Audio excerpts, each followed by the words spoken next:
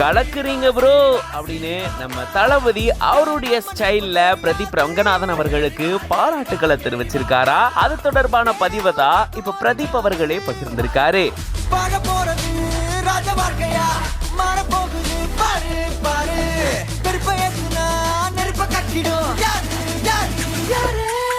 இந்த மாதிரியான வார்த்தைய நம்ம தளபதி அவர்கள் கிட்ட இருந்து கேட்கறது எவ்வளோ ஒரு சந்தோஷம் இல்ல. நான் எப்படி தெரியுமாங்க ஃபீல் பண்றேன் அப்படின்னு சொல்லிட்டு ரொம்பவே சந்தோஷத்தோட தளபதி விஜய் அவர்களோட சேர்ந்து அவர் எடுத்திருக்கக்கூடிய போட்டோவையும் பகிர்ந்திருக்காரு.